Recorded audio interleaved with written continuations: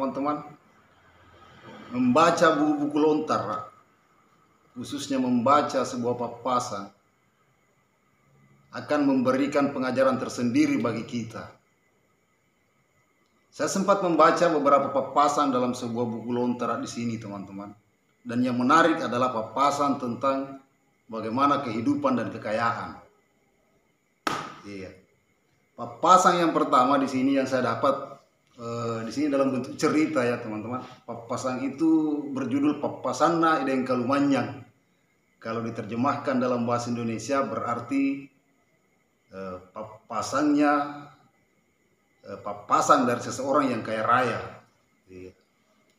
Seperti apa papasan Ideng Kalumanyang dalam buku ini, teman-teman, dalam ceritanya, kisahnya. Jadi Ideng Kalumanyang ini memiliki dua orang anak.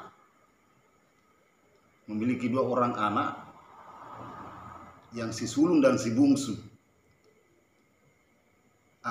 Ideng Kalumanyang ini berpesan kepada kedua anaknya, "Nak, jika kamu ingin kaya, cobalah kau berpedoman pada 3 papasan yang akan saya sampaikan ini."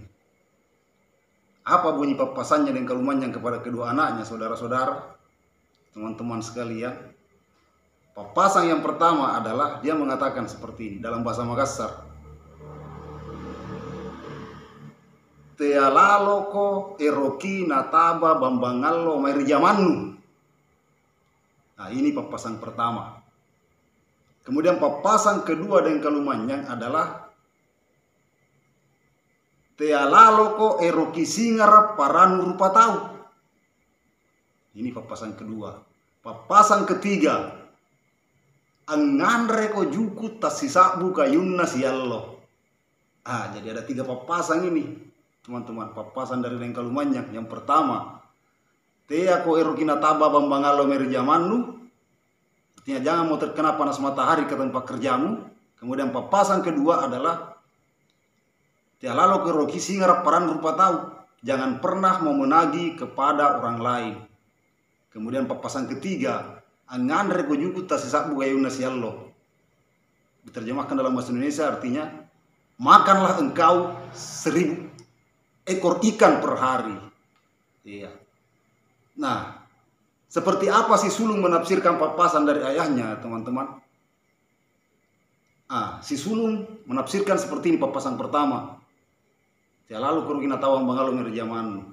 Karena mereka adalah orang kaya, si sulung juga kaya karena sudah diberikan harta oleh ayahnya, si bungsu juga demikian.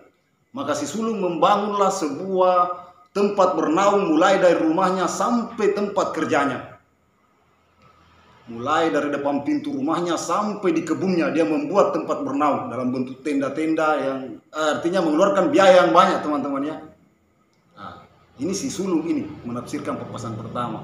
Kemudian si sulung menafsirkan papasan kedua seperti ini. Dia artinya papasannya kan, "Tea ku eroki singra paran rupa tahu." Artinya jangan mau menagih kepada atau siapapun orang lain yang dimaksud. Maka si sulung ini memberikan pinjaman kepada orang banyak. Dan dia tidak mau menagih. Kenapa dia seperti itu? Karena dia ingin menerapkan papasan dari ayahnya. Kemudian papasan ketiga, si sulung setiap harinya "Angandre ko juku taisabu kayunna siallo." Artinya makanlah engkau ikan 1000 ekor per hari. Belilah dia ikan yang besar 1000 ekor per hari. Setiap hari dia konsumsi. Bahkan ada yang tersisa. Seperti itu cara menafsirkannya ini si sulung. Nah, lalu seperti apa cara si bungsu ini menafsirkan papasan dari ayahnya? Ternyata berbeda dengan si sulung. Si bungsu dia menafsirkan papasan pertama yaitu "Tea lalu kerugina tawa mengalo merjamannu." Jangan mau terkena panas matahari dari ke tempat kerjamu. Maka dia mengakali, bangunlah ia cepat pagi-pagi sekali subuh sebelum matahari terbit. Ia berangkat dari rumahnya menuju ke tempat kerjanya, menuju ke kebunnya. Ini perbedaannya. Si sulung tadi membangun tempat bernaung mulai dari depan rumahnya sampai di tempat kerjanya, sementara si bungsu cepat bangun pagi sebelum matahari terbit, dia sudah berangkat ke tempat kerjanya. Di sini ada perbedaan penafsiran. Kemudian papasan kedua, bagaimana caranya si bungsu menafsirkan? Teko erokitsi ngarap peran rupa tahu jangan pernah mau menagih sesama manusia. Maka si bungsu ini tidak pernah memberikan pinjaman kepada orang lain. Karena kenapa? Kalau memberikan pinjaman berarti kita harus menagih. Makanya dia tidak mau memberikan pinjaman. Ini perbedaannya. Si sulung tadi memberikan pinjaman kepada orang lain, kemudian tidak mau menagih. Si bungsu memang tidak pernah memberikan pinjaman kepada orang lain. Karena kapan memberikan pinjaman berarti tantangan untuk menagih. Ini perbedaan penafsiran teman-temannya, menarik ini. Kemudian isi papasan ketiganya adalah ngandra ko juga tasak buaya nasiallo, makanlah engkau ikan 1000 ekor per hari. Bagaimana si bungsu menafsirkan papasan dari ayahnya? Ternyata si bungsu membeli ikan teri sekeranjang, teman-teman.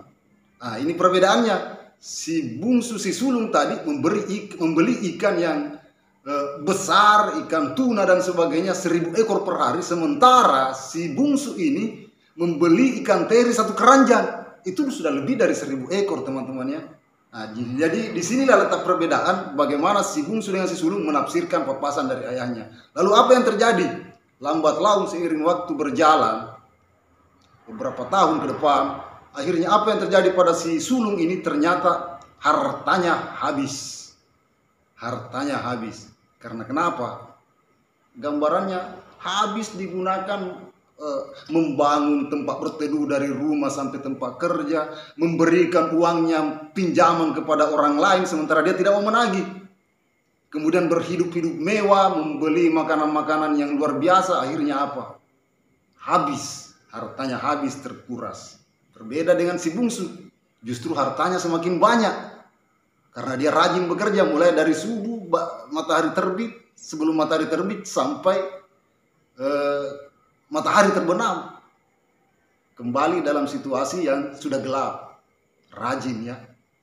Tidak pernah memberikan pinjaman kepada orang lain. Jadi bagaimana mungkin dia mau menagih, teman-teman?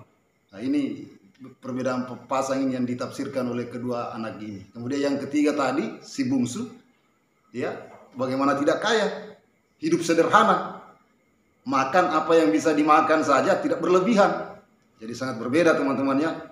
Nah, dari sini kita bisa mengambil pelajaran melalui papasan ini, papasan Dengkaluman yang kepada anaknya, bahwa kita harus giat bekerja, membantu sesuai dengan kemampuan, dan hiduplah sederhana.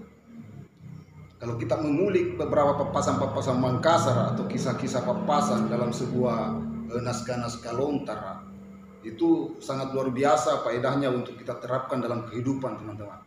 Oke, jadi saya kira untuk malam ini sampai di sini dulu bincang-bincangnya saya ini dengan teman-teman atau penonton ini. Ya, saya kira demikian. Assalamualaikum warahmatullahi wabarakatuh.